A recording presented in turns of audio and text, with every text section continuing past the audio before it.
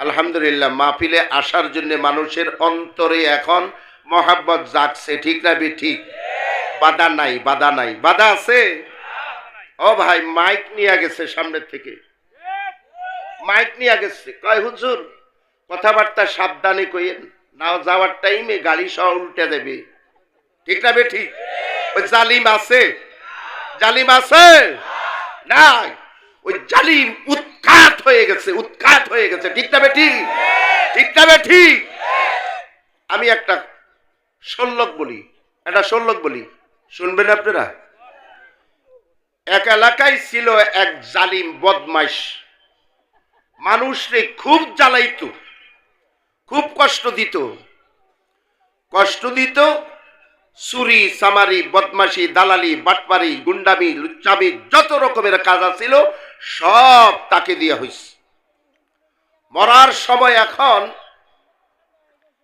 চিন্তা করলো, আমি যদি মরে যাই, অগরে জ্বালানের লোকটা আমার কোনো সার্গিত রাখি নাই। কথাটা ভালো করে বোঝেন, কথা বলেন না,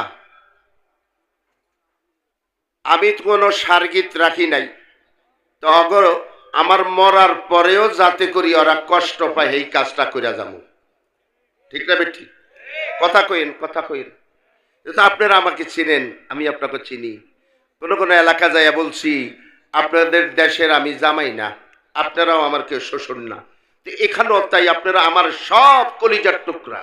আমি আগে বলতাম শরীফপুরের মানুষেরা কত ভালোবাসে আমাকে, জান্নাত যদি দেও গো আল্লাহ পাই যেন সেদিন তাদেরকে।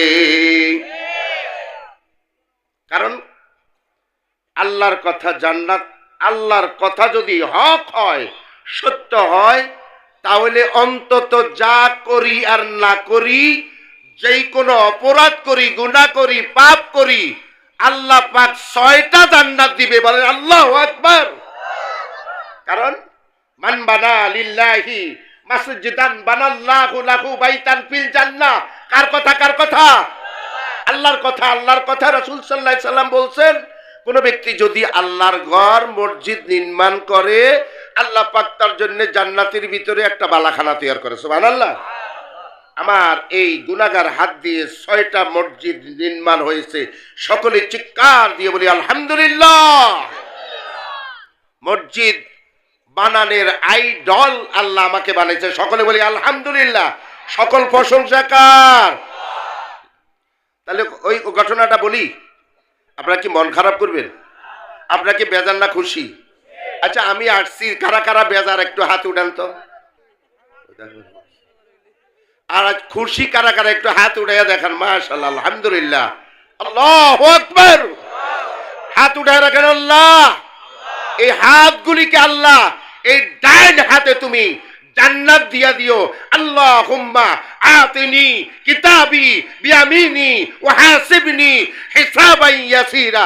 সকলে বলি আমিন। আল্লাহ পাক আপনাদের আমলনামা ডাইন হাতে দান করুক, সকলে বলি আমিন। ওযু করতে দোয়াটা পড়বেন ডাইন হাত দুইতে, আল্লাহুম্মা আতিনি কিতাবি বিয়ামিনি ওয়া হাসিবনি হিসাবান ইয়াসিরা। আল্লাহ, মেহেরবানি করে আমার ডাইন হাতে আমলনামা দিও। আবার বলবেন বাম হাত দিতে, আল্লাহুম্মা লা তু'তিনি কিতাবি বিশিমালি ওয়ালা বিওয়ারাইহিম জহরি। আল্লাহ, বাম দিক থেকে ঘুরাইয়া এই পশ্চাৎ দিক থেকে আমার বাম হাতে আমলনামা দিও না। মুখ ধোয়ার সময় আবার পড়বেন, আল্লাহুম্মা বাইয়িদ ওয়াজহিয়া ইয়াউমা তাবিয়াদ্দু উজুহু ওয়া তাসওয়াদ্দু উজুহু। আল্লাহ পাক হাসরের ময়দানে হযরতে আয়েশা সিদ্দিকা রাদিয়াল্লাহু তাআলার কাছে রাসূল সাল্লাল্লাহু আলাইহি সাল্লাম যখন বলছেন যে জান্নাতি লোকগুলি আমি বেছে বেছে নিব, সুবহানাল্লাহ। আয়েশা সিদ্দিকা বললেন, ইয়া রাসূলুল্লাহ, কি করি সম্ভব? লক্ষ লক্ষ পয়গম্বর, কোটি কোটি উম্মতের ভিতরে আপনি কি করি আপনার উম্মতগুলি বাছাই করে নেবেন? আল্লাহ রাসূল বলেন, তাদের ওই লোকগুলি আমি ওইভাবে চিনব ওযুর কারণে, এবং ওযু করার কারণে তাদের চেহারার ভিতরে নূর জ্বলতে থাকবে, বেছে বেছে আমি জান্নাতে নিয়ে যাব। সুবহানাল্লাহ। ওই ভদ্রলোক বৃদ্ধ লোকটা মৃত্যুর সময় যখন গনিয়ে আসছে তখন বলে আমার তো কোনো সারগীত রাখি নাই, এই এলাকার ভিতরে অনেক কষ্ট ক্লাস মানুষকে দিলাম, মরার পরে শান্তি থাকবা ওই শান্তিটা আমি দিব না। মুরব্বীদেরকে ডাকছে, এলাকার ময় মুরব্বী যারা আছে ওদেরকে ডাকছে, ডাইকা তাদেরকে বলতেছে আমার একটা শেষ ওসিয়ত, তোমাদেরকে অনেক জ্বালাইছি, অনেক কষ্ট দিছি, এখন আমার এক ওসিয়তটা তোমরা রাখো। তো বলল কি ওসিয়ত? ভাই আমি যে অন্যায় করছি এ অন্যায়তে মাটি দিলে এটা পোষাইব না, আমার যদি মাটি দাও তাহলে মইরাই তো পয়সাই গেলাম, কিন্তু আমার তোমাদের কাছে আমার অনুরোধ, আমার তোমাদের কাছে দাবি, আমি মরার পরে আমার মাটি দিও না ভাই। তাহলে কি করব? কয় 3 রাস্তার মাথায় নিয়া পাছার তলে বাঁশ দিয়া খাড়া করাইয়া থুয়, আমার বাসা বুঝেন তো আপনারা, আই কিন্তু আর বাসায় কই না, আই যদি আর বাসা ওয়াজ করি আপনারা এক কান ওয়াজও বুঝছেননি। এখন ওই মুরব্বীরা মারা গেছে, পরে এলাকার সরল সহজ মানুষগুলি ওরা 3 রাস্তার মাথায় নিয়ে পাছার নিচে বাঁশ দিয়া খাড়া করেছে। আর আত্মীয় স্বজন যাইয়া থানায় যাইয়া কেস করলো, এলাকার ময় মুরব্বীরে আগে আমার বাপে জ্বালাইছে, অনেক কষ্ট দিছে, দেখেন আমার বাপটারে কি শাস্তিটা দিতিস। আরে কবর না দিয়া, মানুষ হলো আশরাফুল মাখলুকাত, ওদের কবর না দিয়া যা অন্যায় করছে এটা আল্লাহর সাথে বুঝাইব, কিন্তু এই দুনিয়াতে এইভাবে তাকে কষ্ট দিতেছে, এটা কি ঠিক করছে? এলাকায় পুলিশ এসে সব বুড়াগো ধরে নিয়ে গেছে। বুঝছেন কথাটা? বোঝার জন্য বলি, বুঝা, আপনাকে বুঝাইয়া দিতেছি সামনে। ওয়াজ তো বড় বড় বক্তাদের সামনে শুনছেন, আমি ওয়াজিন না, আমি বক্তাও না, আমি এলাম তক্তা, নোয়াখাইলা তক্তা, আমার কথা এইভাবে ঠাডা মারা কথা। এখন দইরা নিয়ে গেছে থানায়, চালান দিচ্ছে জেল টেল খাইটা। তারপরে যখন তারা আসলো, আসার পরে কয় শালা কেমন বদমাইশের বদমাইশ, ওই দুনিয়াতে থাকতে জ্বালাইছে, মরার পর আমগো জ্বালাইয়া গেছে। বুঝছেন কার কথা কইছি? বুঝছেন? বুঝতে বাকি আছে? এখান থেকে দাঙ্গা খাইয়া আপাজান চলে গেছে ভারতে যাওয়ার পরেও বাংলাদেশটারি উলট পালট করতেছে, ঠিক না বেঠে? এই সুতা ওই সুতা ডক্টর ইনুজ যখন ক্ষমতায় বসলো, সাথে সাথে আনসার লীগ আসলো। কিলিক এরা আপনারা কোন কিলিক? আনসার লীগ আসলো সংসদ ভবনের সামনে এবং গণভবনের সামনে, তারা লুইটা পাইটা বসছে, ছাড়বে না, উৎখাত করে দিবে সব ষড়যন্ত্র, ঠিক না ঠিক? এরপরে হলো আবার শ্রমিকদেরকে লাগাইয়া দিছে যে সালমান এফ রহমান 30,000 কোটি টাকা ব্যাংক থেকে লুটপাট করছে, ঠিক না ঠিক? ওই ফ্যাক্টরির ওখান থেকে উনি কানেক্ট করে কইয়া দেয় তোমরা এই আন্দোলন করো। রিক্সা লীগ এবং আনসার লীগ, শ্রমিক লীগ, কুত্তা লীগ, যত রকমের আছে সবগুলিকে দাপে দাপে ঠিক করছে, ঠিক না ঠিক? মাহফিলে যেতে পারি নাই, জায়গায় জায়গায় বাধা দিচ্ছে। এরপরে আবার হলো ইসকন লীগ, ঠিক না ঠিক? কিছুদিন আগে ইসকন সংগঠন আবার তারা মাথা জ্বালা দিয়া উঠছে। ইসকন সংগঠন তারা একজন বিধর্মী উগ্রপন্থী হয়ে আমার দেশের একজন মুসলমান যে আইনের লোককে, একজন কি আইনজীবী না, সাইফুল ইসলাম, কি নাম জানি আর, আলিফ, সাইফুল, এগুলি কথা বলতে বলতে আবার মাঝে মাঝে ভুলে যায়। সাইফুল ইসলাম আলিফকে নির্মমভাবে নিঃসঙ্গভাবে হত্যা করছে, এটার জন্যে মায়া লাগছে। আমার দেশের স্বাধীনতা পতাকা, ঠিক না ঠিক? আমার দেশ স্বাধীন হয়েছে 30 লক্ষ শহীদের বিনিময় এই বাংলাদেশ স্বাধীন হয়েছে, ঠিক না ঠিক? আর সেই স্বাধীনতা পতাকাকে তারা অমর্যাদা করে তাদের গেরুয়া পতাকা লাগিয়ে আমাদের দেশের মান সম্মান ক্ষুণ্ণ করেছে। তাতে করে দাদা বাবুর কষ্ট হয় নাই, ঠিক না ঠিক? দাদা বাবু ওখান থেকে বুবু জানরে নিয়ে খুব মজ করতেছে আর বুদ্ধি পরামর্শ করে একবার এক একটা যে ইস্যু নিয়ে বাংলাদেশে গন্ডগোল সৃষ্টি করে, ঠিক না ঠিক? আমরা আমাদের দেশের দামাল ছেলেরা, আমাদের দেশের ছাত্র জনতা এবং গ্রামীণ সমস্ত মানুষ এক হয়ে যখন হুঙ্কার দিয়েছে, বাতিল এই দেশ থেকে উৎখাত হয়ে গেছে, ঠিক না ঠিক? এখন মাহফিলে কোনো বাধা নাই, মাহফিলে কোনো বাধা নাই। শুধু বলে মাহফিল কমিটি বলে হুজুর ইসকনের কথাটা একটু বলেন। আমাদের দেশে বাংলাদেশ স্বাধীনের পর থেকে 1952 সালে ভাষা সৈনিকের আন্দোলনের পর থেকে হিন্দুকে মেনে নিয়েছে মুসলমান, মুসলমানকে হিন্দুরা মেনে নিয়েছে, ঠিক না বেঠি? ভাই ভাই হিসাবে আমরা বাংলাদেশে বসবাস করি। ইহুদি, খ্রিস্টান, নাসারা, হিন্দু, বৌদ্ধ যত দল আছে সব দল নিয়ে আমরা একসঙ্গে বসবাস করতেছি। আমাদের ভিতরে দাঙ্গা হাঙ্গা নাই। কমিটি করে আমরা এই বছর চিন্তা করলাম দুর্গা পূজায় এবার তো ইনশাল্লাহ দাদা লীগরা আছে, এক ধরনের দাদা লীগ, ওই দাদা লীগরা দুর্গা পূজার মূর্তি ভাঙবে আর হলো জমাত বিএনপির নাম দিবি, ঠিক না বেঠি? একটা কিছু হইলে জমাত আর বিএনপির নাম দিয়া বসে, এরপরে হলো তারপরে হলো তারা স্টিম রোলার চালিয়ে যায়, ঠিক না বেঠি? তাদের আইন তারা করে থাকে। আর ওই জিনিসটা বাংলার জমিনে কমফি কালো হইতে দেওয়া যাবে? যাবে? কিছু কিছু লোক বলে না, পিছনে মনে একটু রাগ আছেন আপনারা, রাগ করবেন না। বাংলাদেশ স্বাধীন হয়েছে, স্বাধীনতার স্বাধীন পাওয়া যায় নাই। আর যখন 5 মে স্বাধীন হয়েছে, আপনারা যারা নগদ জন্ম নিয়েছেন তারা স্বাধীন দেখেছেন, কিন্তু আপনারা এই সামান্যতম মরা দেখে লাশ আমাদের সামনে দিয়ে 71 সালে একের পর এক লাশ, 1 জন 5 জন 7 জন করে শিকল বাইন্দা নদীতে ছেড়ে দিয়েছে। ওই লাশগুলো আমরা চোখে দেখছি, ওই লাশ আমাদের সামনে গেছে। এই 5 মে যেই 5 আগস্টে যে হত্যা হয়েছে, এটা একদম একেবারে কম।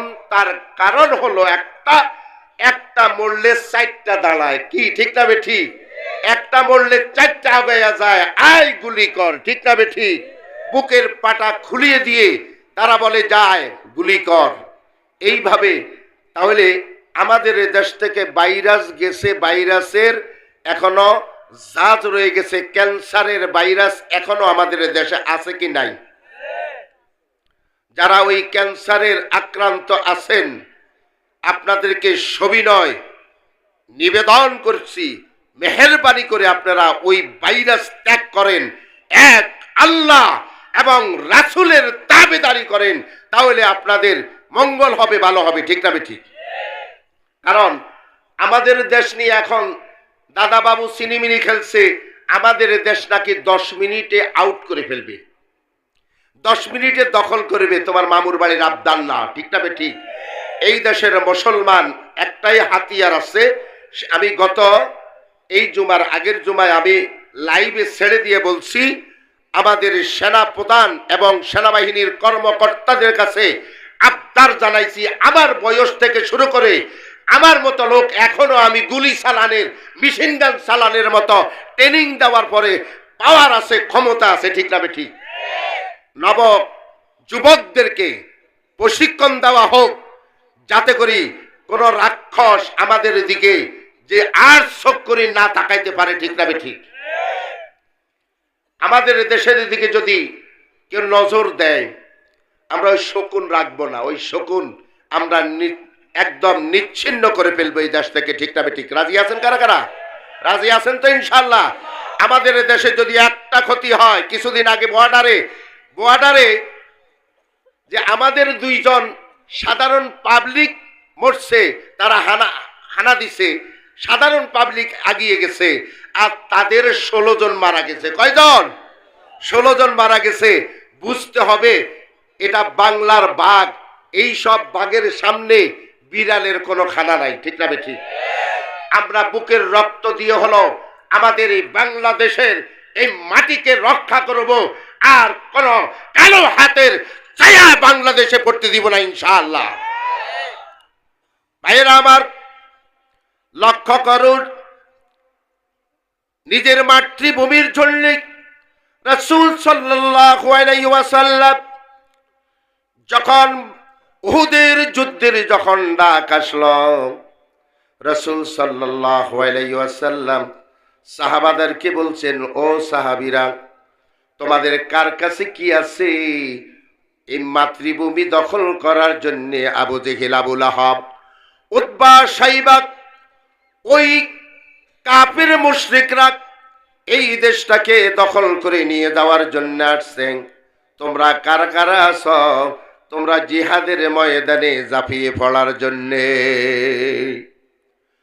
সাহাবায়ে কেরাম রাদিয়াল্লাহু তাআলা সকলে এক বাক্যে বলল, ইয়া রাসূলুল্লাহ, ইয়া হাবিবাল্লাহ, আপনি যাই আমাদেরকে হুকুম করেন, যা অনুমতি দেন, আপনার অনুমতি পেয়ে আমরা নিজের বুকের রক্ত দিয়ে আমাদের দেশকে রক্ষা করব। রাসূল সাল্লাল্লাহু আলাইহি ওয়াসাল্লাম ছিলেন আমাদের আদর্শ নেতা। ওই নেতার নেতৃত্ব শুরু হয়েছে মক্কা থেকে মদিনা পর্যন্ত, মদিনা থেকে সারা বিশ্বে রাসূলের নেতৃত্ব ছিল। ঠিক না বেঠে? সাহাবায়ে কেরাম ঝাঁপিয়ে পড়লেন উহুদের ময়দানে। যুদ্ধ শুরু হয়ে গেল।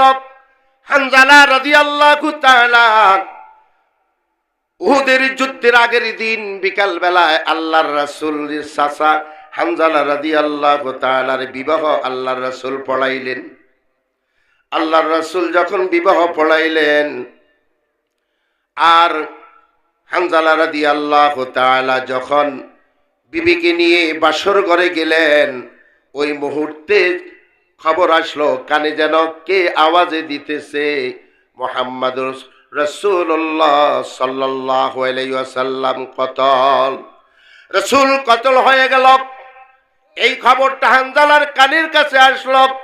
হানজালা শোয়া থেকে উঠলো, বলল, বিবি রে, আবার রাসূল সাল্লাল্লাহু আলাইহি ওয়াসাল্লাম উহুদের ময়দানে যুদ্ধে কতল হয়েছে। বলেন আল্লাহু আকবার।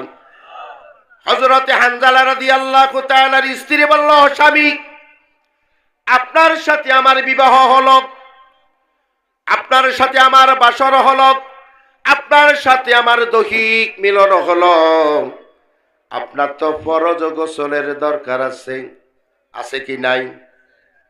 আপনি অন্তত ফরজ গোসলটা করে যান।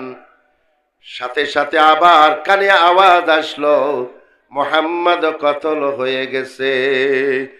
হযরতে হানজালা রাদিয়াল্লাহু তাআলা বিবিরে বললেন, বিবি, তলোয়ারটা দাও আমার।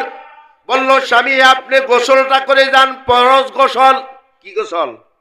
ফরজ গোসল।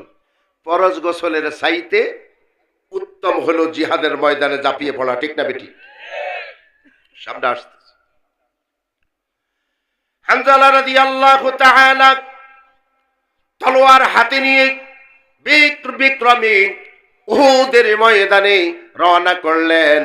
ওখানে গিয়ে ঘোড়ার পিঠে সওয়ার করে যখন দেখলেন কাফের মুশরিকরা আসতেছে, কাফের মুশরিকদেরকে এক এক করে কয়েকজনকে জাহান্নামে পাঠাইয়া দিলেন। আল্লাহু আকবার কইবেন না? জাহান্নামে পাঠাইয়া দিলেন।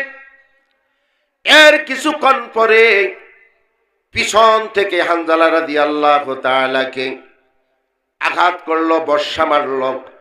হানজালা রাদিয়াল্লাহু তাআলা পড়ে গেলেন, জমিনে পড়ে গেলেন। জমিনে পড়ে গেলেন, সাথে সাথে শাহাদাত বরণ করলেন। ইন্না লিল্লাহি ওয়া ইন্না ইলাইহি রাজিউন।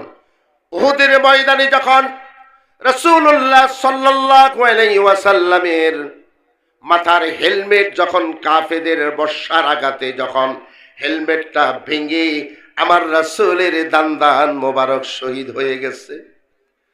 দান মোবারক শহীদ হয়ে গেল।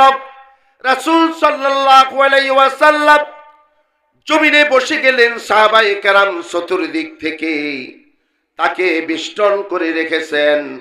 আর প্রতিমধ্যে খবর হয়ে গেছে মুহাম্মদ নাই, মুহাম্মদ দুনিয়ার থেকে বিদায় হয়ে গেছেন। সকাল মদিনা, সারা দেশে মদিনা আনাচে কানাচে খবর হয়ে গেল মুহাম্মদ দুনিয়ার থেকে চলে গেছে। একজন মহিলা দৌড়াইতে দৌড়াইতে আসতেছে।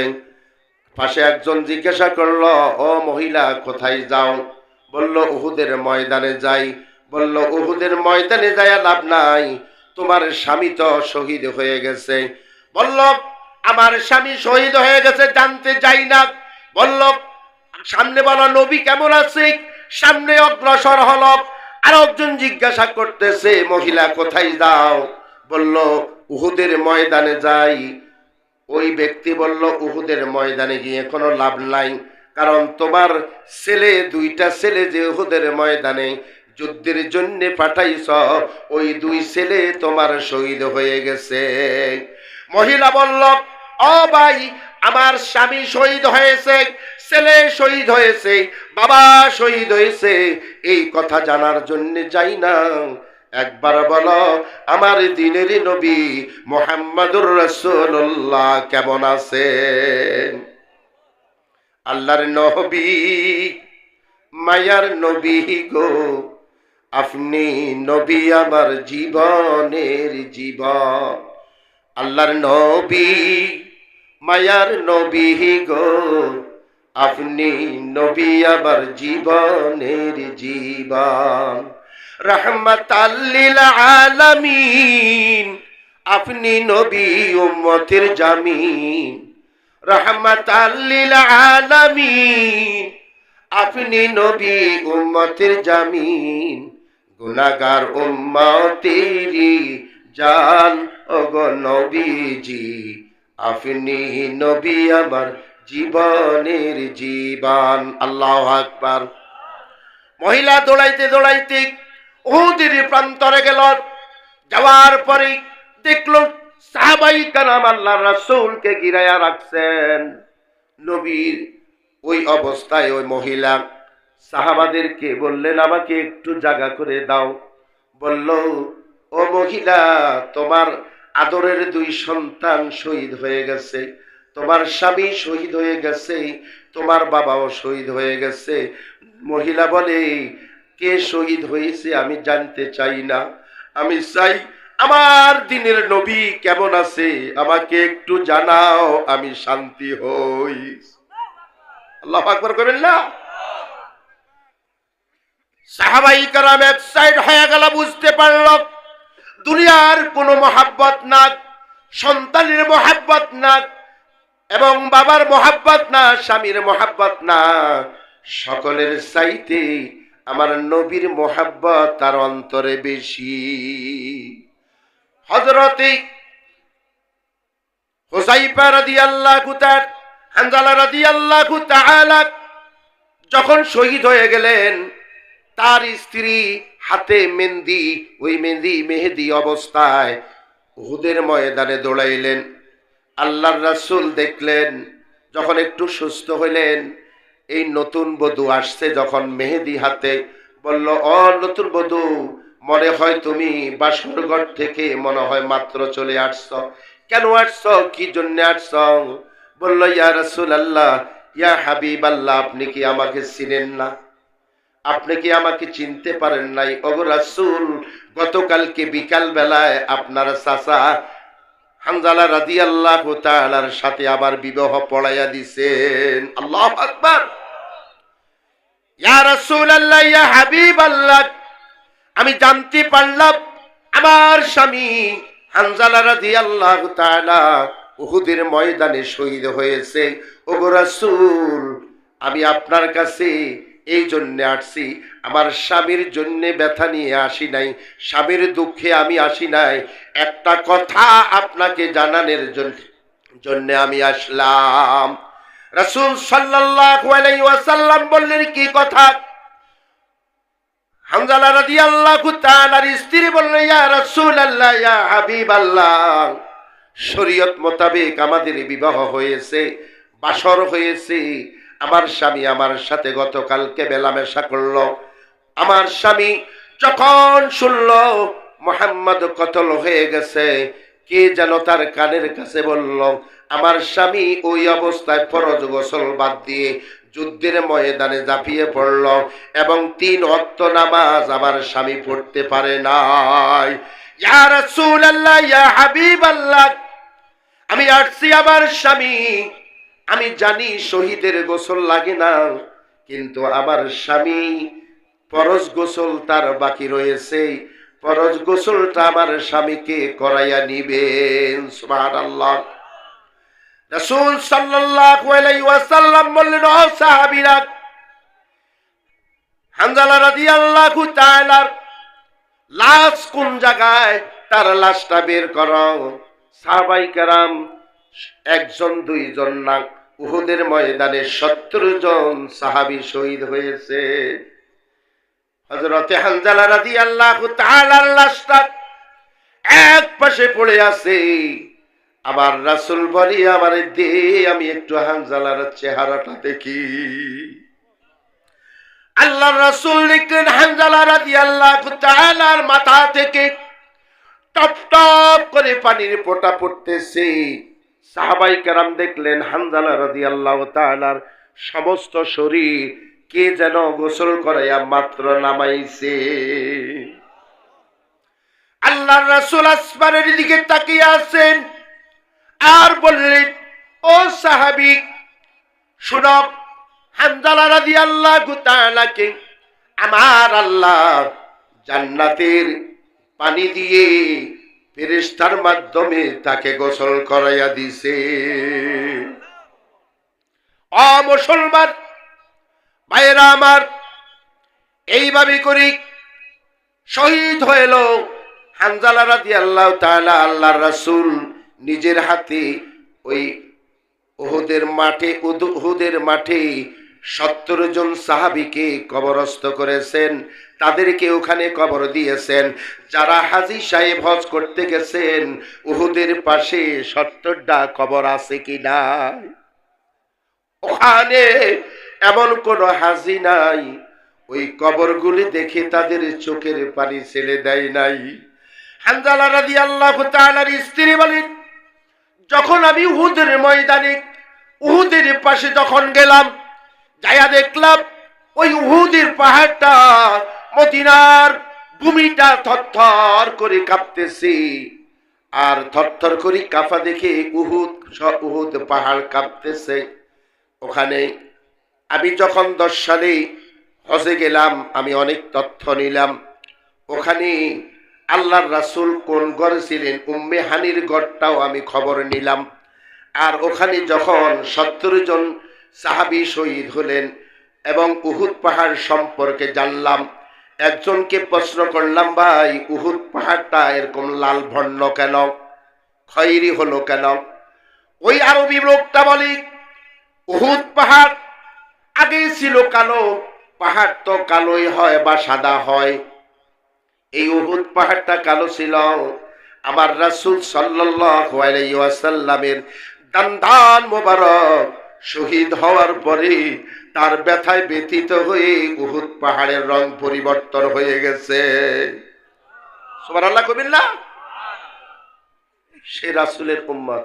হে রাসূল, তোমায় ভালোবাসি অন্তরে, শুধু মুখে না, জান্নাতের আশায় নাই হে রাসূল, জাহান্নাম কেউ ডরি না। হে রাসূল, তোমায় ভালোবাসি অন্তরে, শুধু মুখে না, জান্নাতের আশায় নাই হে রাসূল, জাহান্নাম কেউ ডরি না, জান্নাতের আশায় নাই হে রাসূল, জাহান্নাম কেউ ডরি না। আল্লাহু আকবার। হানজালার স্ত্রী বললেন, উহুদ পাহাড়ের পাশে যখন আসলাম, উহুদ পাহাড়টা থরথর করে কাঁপতেছে। আমি সাহাবীদেরকে প্রশ্ন করলাম, সাহাবীরা রে, কিছু কিছু সাহাবী ছিল, তারা দেখলাম আমার নবীর রক্ত মোবারক শরীরে মাখতেছে, রক্ত মোবারক ওখান থেকে নিয়ে সেটে সেটে খাচ্ছে। একজন সাহাবী আল্লাহর রাসূলের রক্ত মোবারক খেয়েছেন। আমার রাসূল বলল, উনি হলো আমার আহাল। আমার রক্ত যার শরীরের ভিতরে, সে আবার আহাল। আল্লাহ পাক তোমাকে জান্নাতের জন্য কবুল করো। আমার ভাইরা, সাহাবায়ে কেরাম দেশের জন্য এইভাবে করি, সাহাবায়ে কেরাম এইভাবে করি নিজের জীবন পর্যন্ত দিয়েছেন। আমাদের দেশের জন্য, ইসলামের জন্য শহীদ হয়েছে কি হয় না? আমাদের দেশে শহীদ হয়েছে কি হয় নাই? আমাদের দেশে এরকম লোক আছিল যারা শহীদ হয়েছে? আমাদের দেশে আরেকটা পাশির ঘটনা আপনাদেরকে বলবো। আপনারা কি বিরক্ত হচ্ছেন? হ্যাঁ, হযরত আশরাফ আলী থানভী রহমতুল্লাহ আলাইহির একটা হেকায়ার ভিতরে একটা ঘটনা আসছে। সে ঘটনাটা হলো, আশরাফ আলী থানভী রহমতুল্লাহ এক জায়গায় সফরে গেছেন, সাথে একজন সঙ্গী নিয়ে গেছেন। ওই সঙ্গীকে নিয়ে সফরে যাওয়ার পরে যেই দেশে গেছেন, ওই দেশে ঘিয়ের দাম আর পানির দাম সমান। বলবো কথাটা বলবো, ঘিয়ের দাম আর পানির দাম সমান। ওই তার সাহাবী, তার মুরিদ বলল, হুজুর, আমাদের দেশে তো ঘি কিনা খাওয়া যায় না, দাম অনেক বেশি। তো এই দেশে আমি পানি খাবো না, ঘি খাবো। কয়, ঘি খাইবা? ঘি বেশি খাইলে গাল মোটা হয়ে যাবে, বিপদ আছে। হুজুর, যাই হোক, বিপদ থাকবো, আমি গিয়ে খাবো, পানি খাবো না। কারণ হুজুরের সার্গিক, হুজুরের অনুমতি নিয়ে ঘি খায়। এখন এই ঘি খাইতেছে গাল মোটা হয়ে গেছে। ওখান থেকে সফরে থাকতেই ওই দেশে দুইটা চোর আসছিল। ওই চোর ওয়াল ডাঙ্গাইয়া ভিতরে যাইতে ওয়াল ভাঙ্গিয়া পড়ে একটা চোর মারা গেছে। পরে এখন লগের ওই চোরটা একা হয়ে গেছে, আর চুরি ছাবারি করে না। ওই চোরটা হলো সরকারি দলের লোক, সরকারি লোক। এখন চিন্তা করলো, আমার লগেরটা মারা গেছে, এখন আমি চুরি ছামারি আর করতে পারি না, কাজেই এখন আমার এই চোর লগের ভাইয়ের জন্য আমার বিচার দিতে হবে। কার নামে? বাড়িওয়ালার নামে বিচার দিল, মামলা করলো বাড়িওয়ালার নামে মামলা করলো যে আমার লগের ভাই মারা গেছে। যে দেশের সরকার, সে বলল আমার দলের লোক মারা গেল, এটা তো বরদাস্ত করা যায় না, বাড়িওয়ালাকে ধরে নিয়ে আসো, তার ফাঁসি দেব। ফাঁসির রশি আনছে আমেরিকা থেকে ফাঁসির রশি আনছে।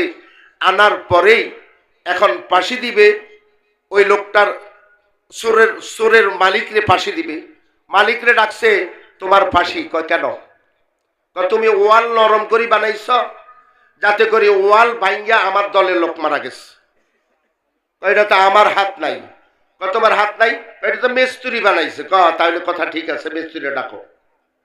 আমাদের দেশের বিচার ব্যবস্থার কথা নিয়ে বলছি কথাটা। ওয়াজ তো কত শুনেন, কথাগুলি শুনে না, কাজে লাগবে। আমার দলের লোক মারা গেছে, তাহলে মিস্ত্রিরে ডাক দাও। মিস্ত্রিরে ডাক দিছে, এই তোমার ফাঁসি। কেন? তো ফাঁসি হলো তুমি ওয়াল নরম করে বানাইছো। আমার তো দোষ না, ফাঁসি হলে আমার হেল্পারের হবে। হেল্পারের, তাহলে ঠিক আছে, কথা ঠিকই। হেল্পার মাল মেডিসিন নরম করে গোলাইছে, ওই নরম মাল মেডিসিন লাগাইছি, তাতে করি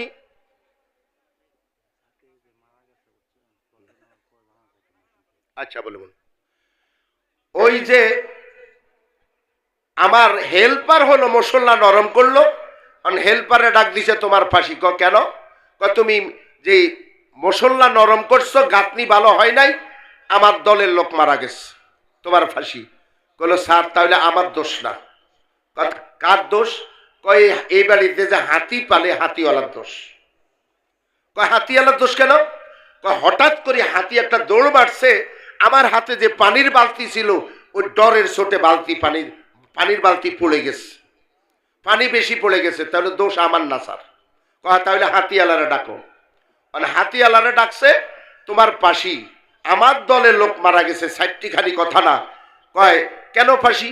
তোমার হাতি যখন দৌড় দিছে ওই এইভাবে এই ঘটনা। বললো তাহলে স্যার দোষ আমার না, দোষ হইল এই বাড়ির মাতবরের মেয়ের।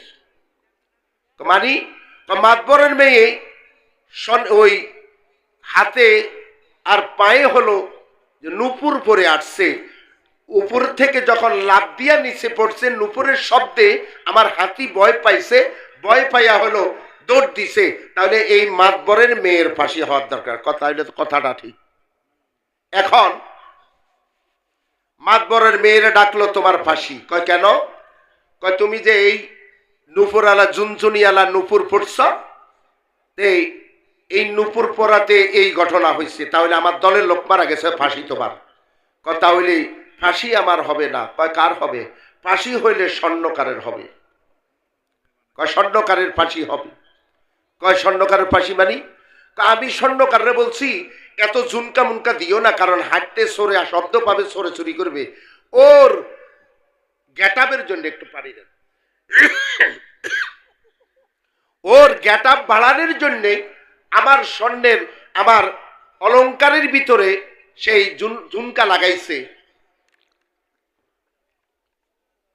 এখন বিচার হইলে ওই স্বর্ণকারের বিচার হবে, ফাঁসি হবে। কয় ঠিক আছে, তাহলে ঠিক আছে স্বর্ণকারে ডাকবো। স্বর্ণকারে ডাক দিছে পরে স্বর্ণকার যখন আসলো, স্বর্ণকারের ঘাটটা সারাদিন স্বর্ণ গালাইতে গালাইতে চিকন হয়ে গেছে। আমেরিকা থেকে যেই পাশের রশি আনছে স্বর্ণকারের গলায় দেওয়ার পরে ওই রশিটা বের হয়ে গেছে, স্বর্ণকার নিচে টুপুস করে পড়ে গেছে। আল্লাহু আকবার। স্বর্ণকার পড়ে গেল। এখন রাজা বলতেছে ফাঁসির রায় এটা কোনোদিন বাদ হবে না, বাদ হবে না। যেহেতু রশি আমেরিকা থেকে আনছি, দাদাগর থেকে রশি আনছি, এই ফাঁসি কার্যকর করতে হবে মোটা গলাওয়ালা একজন লোকান। ওই আশরাফ আলী থানভী রহমতুল্লাহর ওই সারগিতের গাঁটটা হইলো মোটা, ফাঁসির রশি বরাবর তার গাঁটটা। এখন চিন্তা করে টাকায়া বের করলো আশরাফ আলী থানভীর রহমতুল্লাহ, ওই সারগিতরে বের করলো। তাকে যখন ফাঁসির অর্ডার হলো, এখন বলে হুজুর আমার উপায় কি? হারামজাদা, আগে বলছি ঘি খাইস না এত বেশি, সস্তা পাইয়া ঘি খাইছ, খাওয়ার পরে এখন ঘাল মোটা হয়েছে, এই দেশের বিচার নাই। আগে বলছি পানির চাইতে যেই দেশে ঘিয়ের দাম বেশি, ওই দেশে বিচার নাই, বিচার নাই। ঠিক না বেটি? এখন বলে হুজুর একটা পলিসি বের করেন, একটা পলিসি তো বের করতে হবে। কয় চিন্তা করিস না, আল্লাহ তো কোরআনের এলেম দিয়েছে, আমলও দিয়েছে, আল্লাহ হিকমত শিখাইছে। ঠিক না বেটি? কয় তাহলে হুজুর এখন বাঁচার উপায় কি? কয় আয় যখন ফাঁসির রায় হয়ে যাবে, ফাঁসির রায়ের পরে আমি বলবো ওরে ফাঁসি দিয়েন না, ফাঁসিটা আমারে দেন। তুই কবি আমারে দেন, আমি কবু আমারে দেন। এখন বাদশা বেহুশ হইয়া যাবে। এখন বাদশা দেখল যখন ফাঁসির কাস্টুরিতে সারগিত রে আনলো, মুরিদ রে আনলো, আনার পরই এখন হিসাব আশরাফ আলী থানভীর রহমতুল্লাহ বলেন ওরে ফাঁসি দিয়েন না, এই রশিতে ফাঁসি আমারে দেন। মানি টানি নাই, ওর ফাঁসি হবে না, ফাঁসি আমারে দেন। এখন বেকায়দা পড়ে গেছে, ফাঁসি দিবে একজন রে, হি মরতে চায় না, হেও মরতে চায়, ও মরতে চায়, কারণটা কি? এখন উজিরে পাঠাইলে, উজির যাও আশরাফ আলী থানভী রহমতুল্লাহর কাছে, ঘটনাটা কি জানো? আশরাফ আলী থানভী রহমতুল্লাহ বলল, হুজুর, মানুষ ফাঁসির কাস্টডিতে যায় না, আর আপনারা যে প্রতিযোগিতা লাগছেন ফাঁসির কাস্টডিতে যেতে, কারণটা কি? কারণ কিছু নাই, বলা যাবে না। কনা হুজুর আমার কাছে দয়া করে বলেন। বলবো, কথাটা কারো কাছে বলতে পারবে না। না, বলবো না হুজুর, ওয়াদা করলাম মুরিদ হইলাম, ওয়াদা করলাম মুরিদ হইলাম। হুজুর বলি, জানো উজির, যে পাশির রশিটা আনছে, এই পাশির রশিতে যে পাশি দিয়ে মারা যাবে সরাসরি জান্নাতে যাবে। উজির কয়, সর্বনাশ, চুরি চামারি করলাম আমি, রাস্তায় 10 কোটি টাকা দিছে, 1 কোটি টাকা ব্যয় করে 9 কোটি টাকা বাড়িতে খাটের নিচে রাখছি, ঠিক না বেটি? ওরা কয় না, কয় না? আপনারা জানেন না, জানেন না? রাস্তা বানাইতে কইছে রড দিয়া, ওখানে বাঁশের কঞ্চি দিয়া বানাইছি, ঠিক না বেটি? আর অন্যায় করলাম আমি, দোষ করলাম আমি, এলাকায় ফাঁসি হইব হুজুর্গ, এটা কোনোদিন হয় না। হুজুর্গ তো দেখতে পারে না। হুজুর্গ আরো কথা বলবো, আসলে আমার সময় যেটা দিছে এই সময় হয় না, কথাটা বলছেন। এখন আলোচনা যাই নেই এখন। এখন উজির যাইয়া বাদশার কাছে বলতে, বাদশাহ সাহেব, বাদশাহ হুজুর, এই হুজুর্গ ফাঁসি দিবেন না, ফাঁসিটা আমারে দেন। কয় কি, আমার উজির ফাঁসি হইব তোমার?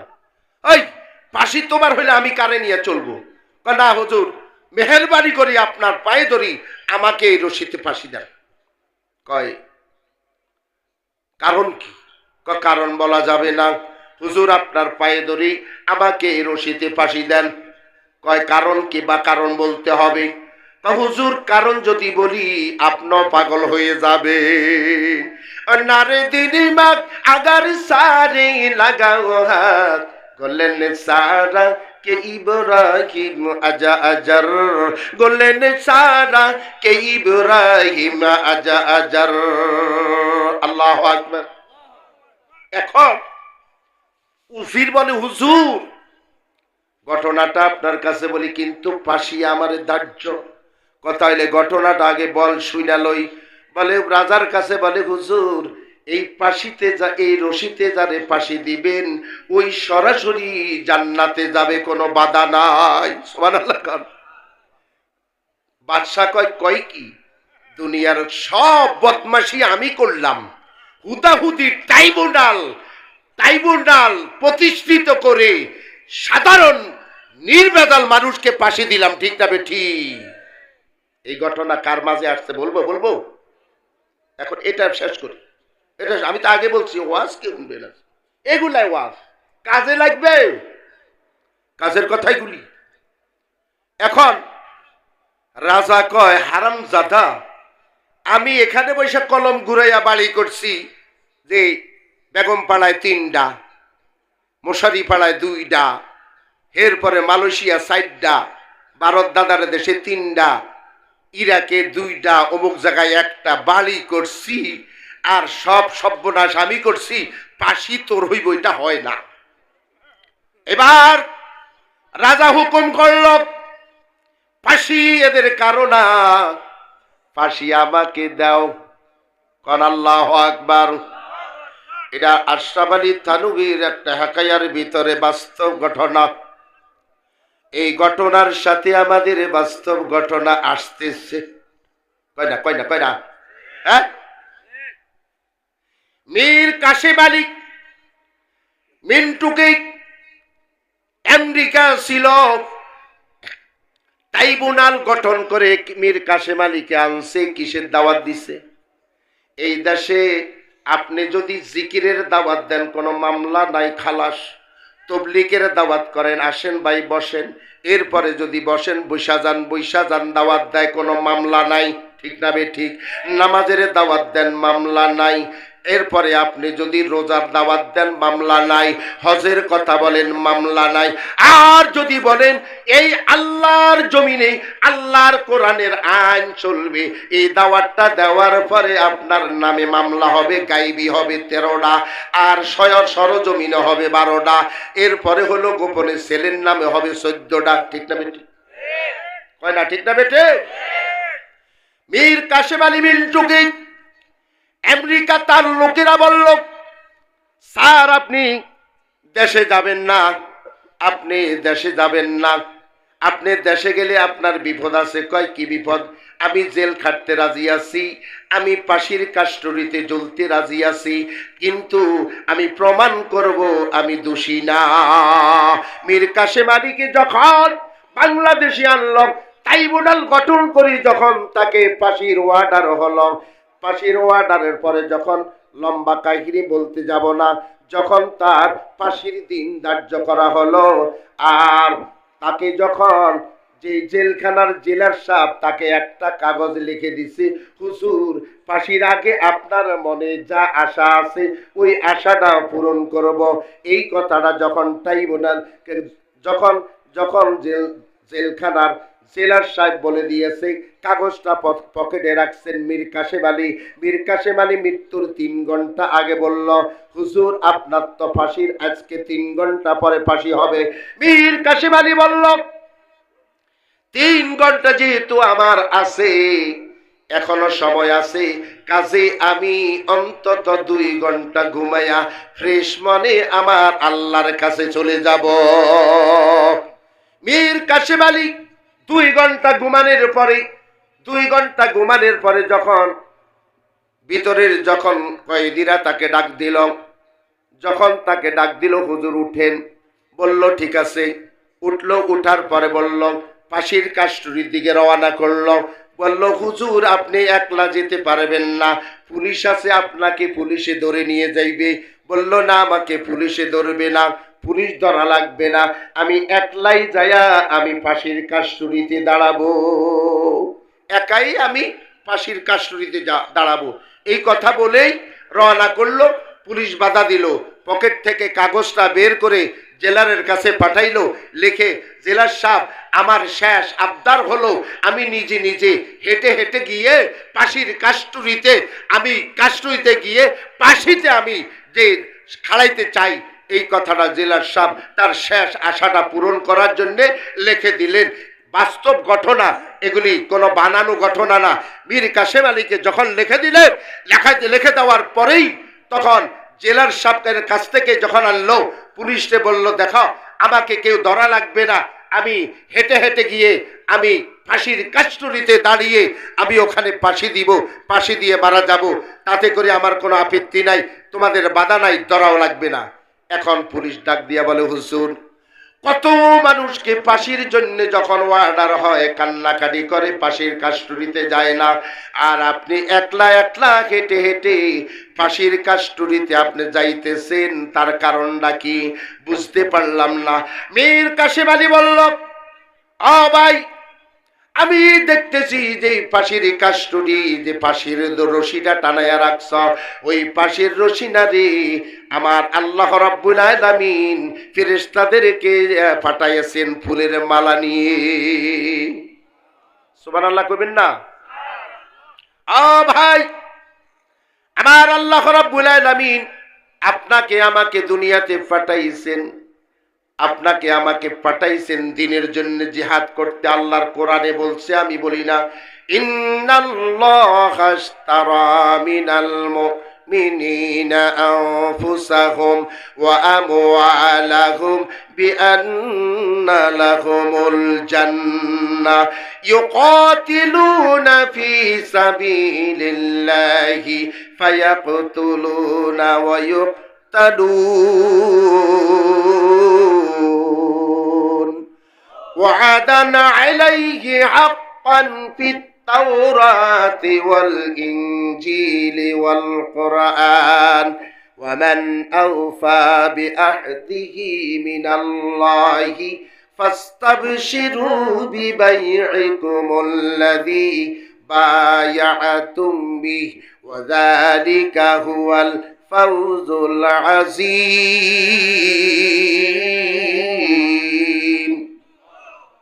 আমার আল্লাহ রাব্বুল আলামিন আপনার আমার জান আর মালের বিনিময়ে জান্নাত বিক্রি করছেন, বলেন সুবহানাল্লাহ।